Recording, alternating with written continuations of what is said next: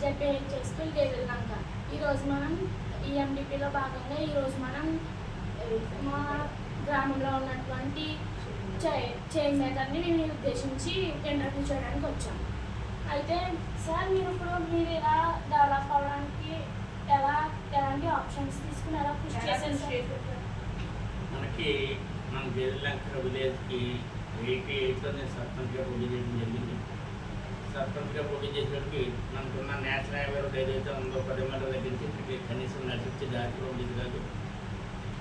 అప్పుడు మనం చౌకటి పోటీ తెచ్చుకోవడానికి కూడా 10 మీటర్ల దగ్గరికి వెళ్ళి రావాల్సి వచ్చేది. ఇక్కడ తీసిన కొబ్బరికాయ గుమ్మిచ్చేందుకు కూడా టెన్షన్ 2 పడి మీద 10 మీటర్ల దగ్గరికి వెళ్ళి లారీ గుమ్మిచ్చేసుకోవాల్సి వచ్చింది. అప్పుడు మనం ఏం చేసామంటే ఇప్పుడున్న జడ్పీ చైర్మన్ గారు అప్పుడు బాలయ్య గారు ఉండడం, బాలయ్య గారితో సన్నిహిత సంబంధం ఉండడం, అప్పుడు జిల్లా పరిషత్ నిధులు తెచ్చి 10 మీటర్ల దగ్గర నుంచి గేదెల్లంక వచ్చే రహదారి అంతా కూడా రోడ్డు మంచి రోడ్డు వేయించుకుని 91లో బస్సు కూడా ఎంచుకోవడం జరిగింది. దానికి అప్పుడున్న శాసనసభ్యులు కానీ ఎంపీ గారు కానీ మన జడ్పీ చైర్మన్ బాలయ్య గారు కానీ అందరి సహకారంతో గ్రామస్తులు అందరి సహకారం 100% ఉండేది. అప్పుడు నాకు ఎన్నికల్లో కూడా 87% వచ్చి ఎన్నుకోవడం జరిగింది. ప్రజలు ముందు ముఖ్యంగా ఎవరైతే ప్రజలు నమ్మి ఓటేస్తారో వాళ్ళు బాగా పనిచేసిన ఎప్పుడు గుర్తిస్తారు. ప్రజలు ఎప్పుడూ కూడా తప్పు చేయరు.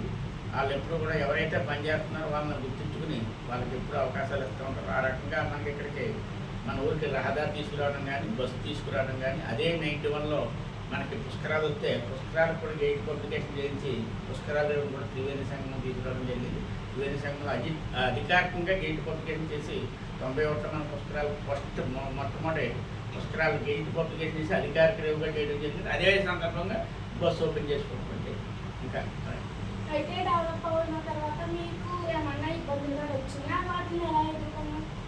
ఇబ్బందులు అనేది ఎప్పుడు సహజంగా కొంతమంది వ్యక్తులు కొన్ని ఇబ్బందులు పెట్టడానికి ఒకరిద్దరు ప్రయత్నం చేసినా ఈ గ్రామంలో మంచి ప్రజలు మంచి ఓటర్స్ ఉన్నారు. ఈ గ్రామంలో అందరూ కూడా ఒక అభివృద్ధి కోరుకునే మనస్తత్వం ఉన్న మనుషులు మంచి వాళ్ళు.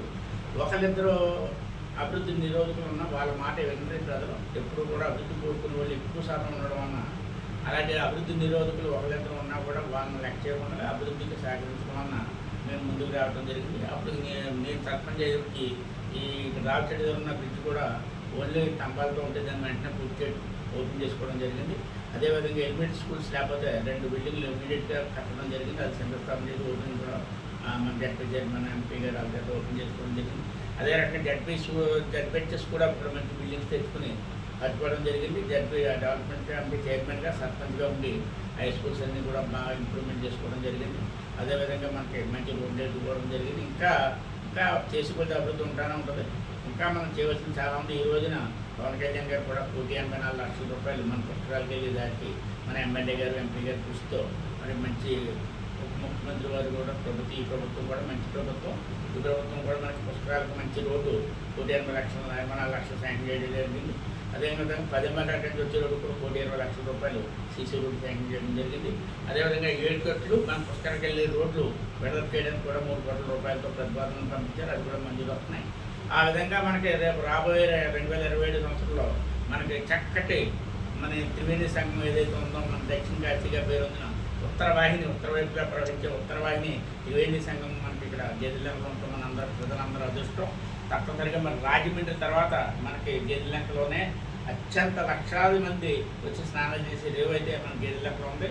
దానికి కూడా బీచ్ లాగా సుమారు 2-3 అడుగుల లోతులో నీటిలోనే ఉండేలాగా ఎక్కువ లోతు నీరు ఉంది. అక్కడ లక్షలాది మంది స్నానాలు ఒకేసారి మనం స్నానం చేసే అవకాశం ఉంది. ఆ స్నానాల రేపు కూడా మరి గౌరవ ముఖ్యమంత్రి గారు కానీ ఉప ముఖ్యమంత్రి గారు కానీ గౌరవ శాసనసభ్యులు కానీ పార్లమెంట్ సభ్యులు కానీ మన మంత్రులు కానీ వీళ్ళందరూ కలిసి అందరూ విజిట్ చేయడం కూడా చేయించాం. ఆ విజిట్ చేసిన సందర్భంలో మనకి ఇక్కడ మంచి డెవలప్మెంట్కి కోట్లాది రూపాయలు సుమారు కోట్లాది రూపాయలు మనకి కరెంటు కానీ రహదారులు కానీ ఒక కొత్త బ్రిడ్జి కానీ అన్నీ ఇవ్వడానికి మరి ప్రభుత్వం సిద్ధంగా ఉంది. గౌరవ శాసనసభ్యులు కానీ అధికారులు కానీ అందరూ కూడా చేయడానికి సిద్ధంగా ఉన్నారు. ఈ గ్రామాన్ని రాబోయే 2-3 సంవత్సరాల్లో చాలా మంచి అభివృద్ధి తీసుకెళ్ళడానికి మంచి కృషి చేస్తారు. అయితే మీరు చైర్మన్ అవ్వరు కదా, అప్పక మీకు ఈ మొక్కలకి వృద్ధి కల్పిస్తాను అలాంటప్పుడు మీకు ఎలా అనిపించింది? నాకు తృప్తి ఏంటంటే 91లో హై స్కూల్ చేసిన తర్వాత నుంచి ఎవరైతే బాగా చదువుకున్నారో ఆ పిల్లలు చదువుకునే పిల్లలు అంటే చాలా ఇష్టం నాకు. ఆ చదువుకునే పిల్లలందరినీ ఇంకా ఎంకరేజ్ చేయడం కోసం వాళ్ళందరికీ కూడా ఫస్ట్ సెకండ్ థర్డ్ వచ్చిన వాళ్ళందరికీ కూడా మనం క్యాష్ రూపంలో వాళ్ళకి ప్రైజ్ ఇవ్వడం జరిగింది, ఎంకరేజ్ చేసి బాగా చదువుకోవడం కోసం. ఆ రకంగా 100% ఉత్తీర్ణతతో గెలిచిన బ్రహ్మాండం చదువుకునే పిల్లలు ఉన్నారు. ఆ రకంగా ఆ తృప్తి మనకి ఇంకా ఏది ఇవ్వదు. ఎందుకంటే ఆ చదువుకునే పిల్లలకి మనం సేవ చేయడంలో ఉన్న తృప్తి ఇంకా వేరే రాదు. అలాగే ఇక్కడ గెలిచినట్లు మనం ఎక్కువ మందికి మరి పేద వర్గాలు అందరికీ కూడా 35 కేజీలు బియ్యం ఇప్పించడంలో కానీ, అదేవిధంగా ఎక్కువ మందికి అందరికీ హౌసింగ్ ఇప్పించడంలో కానీ, మరి గౌరవ శాసనసభ్యులు, పార్లమెంట్ సభ్యులు, మంత్రుల సహకారంతో, అధికారుల సహకారంతో మనం పనిచేయడానికి అవకాశాలు ఉన్నాయి. మనం గతంలో మంచి సిమెంట్ రోడ్లు వేసుకోవడం జరిగింది. ఇప్పుడున్న ప్రభుత్వంలో గౌరవ శాసనసభ్యుల ద్వారా ఇంకా ఎక్కువ కార్యక్రమాలు చేయడానికి అవకాశం ఉంది. తప్పనిసరిగా మనం ముందుకెళ్ళడానికి అవకాశం ఇంకా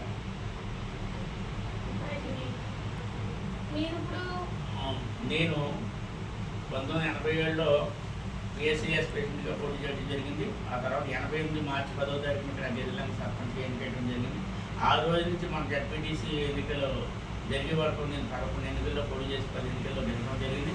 ప్రజెంట్ అయితే నేను మనం 23 పంచాయతీలకు సంబంధించి మన పంచాయతీతో 23 పంచాయతీలకు సంబంధించి చింతలంక లాక్ నుంచి అన్నంపల్లి లాక్ వరకు ఉన్న రైతాంగానికి సరిపడా డ్రైనేజీ నీరు, మంచినీరు ఇచ్చేలాగా కాలువలన్నింటికి కూడా నీటి సంఘం అధ్యక్షులుగా కూడా ఉండడం, చైర్మన్గా కూడా ఉండడం జరిగింది.